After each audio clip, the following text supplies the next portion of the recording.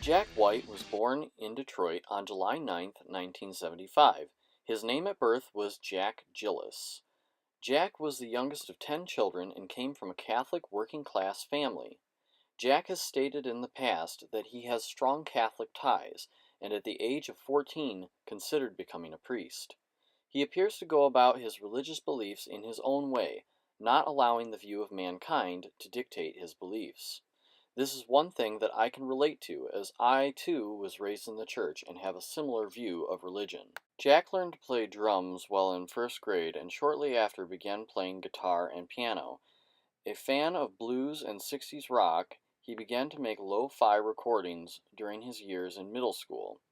He received his first paid gig as an artist with a local band known as Goober and the Peas. He met Meg White and was married to her in 1996. He took her last name and became Jack White. The newlyweds began to play music together and despite Meg's lack of experience, started a band called the White Stripes. Their first performance was in 1997 at a local nightclub. Several years later, in 1999, the White Stripes released their first album. In 2000, the couple split up, but stayed together as a band, and pretended to be brother and sister as to not distract people from their music with the rumors and dramas of divorce. The duo went on to release 5 more albums from 2000 to 2007. Some of their more notable albums were Elephant in 2003, Get Behind Me Satan in 2005, and Icky Thump in 2007. All 3 were back-to-back Grammy winners for the Best Alternative Album. The song Seven Nation Army from Elephant won a Grammy for the Best Rock Song in 2003. I first heard of the White Stripes in 2007 when they released Icky Thump. I found their use of an old Univox synthesizer to be one of the most memorable and innovative sounds I have ever heard. Shortly after purchasing the album, I saved up and bought all of their albums that I did not own.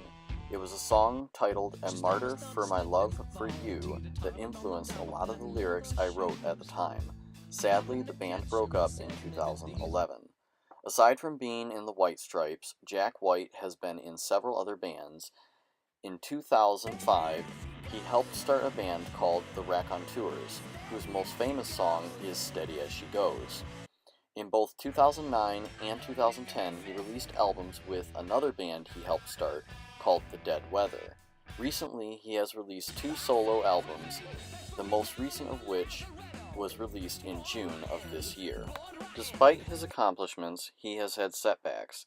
In 2003, he was charged with assault and battery of a fellow musician and fined $750, as well as being required to attend anger management classes. Another setback was that during his divorce from his second wife, Karen Elson, she released an email to the court in which Jack accused the band, the Black Keys, of ripping off his music. He later apologized. Although he has had setbacks, it has not stopped him from becoming a success. What has made Jack such a success is that he has successfully collaborated with many artists, one of the most notable being Alicia Keys on the 2008 007 Quantum of Solace theme song, Another Way to Die. Not only is he a multiple Grammy-winning artist, but he is also an accomplished producer and from time to time an actor. He has produced, composed, and performed for and in multiple bands at once, while also producing albums for other artists. He has his own record label called Third Man Records that was started in 2001. Not only is he a good example of how dedication and love of your craft can make you truly successful, but he has inspired many young musicians throughout his over 2 decades in the music industry. Overall, the thing I find most inspiring about Jack White is that in 2013 he donated $142,000 to save the iconic Detroit Masonic Temple, which renamed one of its theaters in his honor. Myself, having grown up only an hour away from Detroit, and for most of my life watched the city struggle, it is stories like this that make me proud of Detroit and the people that come out of it. Jack White is a good example of what Detroit is made of. The lessons I will take away from Jack are that love and passion for your craft are so important, and that having a diverse set of skills can lead to amazing opportunities. To succeed, you need to push yourself, and to not just be a musician or a producer, but to be a songwriter, label owner, composer, and more. Don't just stick to one thing, and don't be afraid to work on multiple projects at once.